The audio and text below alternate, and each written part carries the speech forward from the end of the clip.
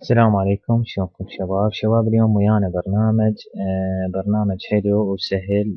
برنامج تعرف مين وياك مكنك على الراوتر، وتقدر من خلال البرنامج تسوي حظر على اللي مكنك وياك. طبعا البرنامج كان عندي ونزلته بس ما عرفت اشتغل عليه.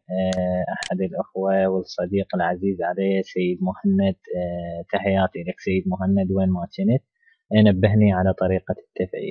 طبعا البرنامج رفعته على الفور شير، وإن شاء الله راح أرفعه على الميديا فاير وأرفق الروابط تحت الفيديو. بعد ما تحمل البرنامج تلقاه ملف مضغوط، تجي تفتح الضغط عليه، هذا الشيء معروف تعرفونه. نجي نفتح الضغط. بعد ما انفتح الضغط هذا هو نجي نفتح، هذا عندك البرنامج مع السريال. نجي ننصب البرنامج، يس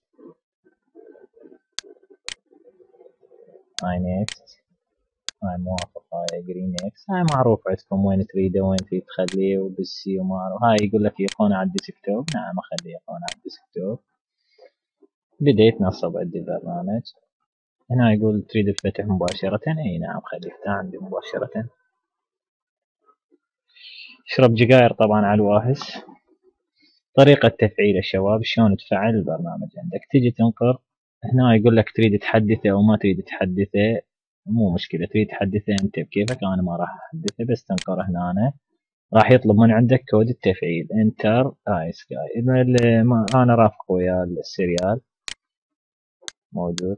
طبعا البرنامج اخذته من الشير، وصاحب البرنامج طبعا ما يعرف اصلا، لان انا من كنت ما اعرف، سألته عدة مرات ما جاوبني لان هو ما يعرف اصلا. اوكي، هسه شباب ننقر هنا سكان على هذه الكلمة، راح يطلعون عندك كل اللي موجودين وياك، يعني مكنكين وياك. مكنك وياك راح يطلع هنا قدامك كلمة يس، بس تنتظر شوية، يعني تنتظر حوالي دقيقتين. موجود بالضبط عندك هنا، تنقر على الضبط ايش قد عندك هنا، دقيقتين او 10 دقائق. انتظر شوية بين ما ارويك شلون. راح اوقف التصوير بين ما يعني ارويك شلون يعني يطلع عندك يس وهيك شيء. شباب رجعت لكم بعد ما شوف شباب، هسه هذا اني اول واحد، هذا الثاني اللي يمكن يطلع امامه يس، يعني يطلع يعني اللي يطلع قدام امامي، يعني الاي بي مالته راح يطلع عنده يس، يعني هذا اللي يمكنك وياه. اول طريقه، اول ما تريد تنطي حظر تنطي يس. هسه تنقر هنا باي بلوك راح تنطي يس، راح يطلب منك تنصيب ملحق، لازم تنصب هذا الملحق.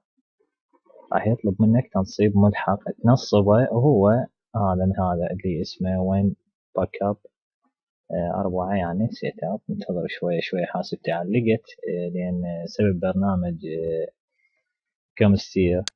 هسه نيكست اي اجري، هذا انستال تثبيت. انتظر شوي بين ما يكمل، اجي انطي فينش. هسه هذا البرنامج ارجع للبرنامج اشغله، هذه هي ايقونة البرنامج. هذا اجي انقر عليه نقرتين.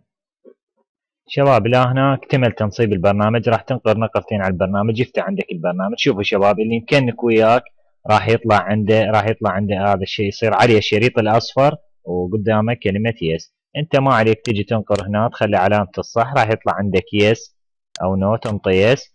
بعد حوالي يعني دقيقة او دقيقتين راح يفصل عنده النت نهائيا. انا ما كان يشتغل عندي طبعا، بس حذفته اكثر من مره وحاولت وياه والحمد لله شكر مشي الحال عندي. وتحياتي لكم، ومعاكم اخوكم سيف الاسلام العقابي، في امان الله.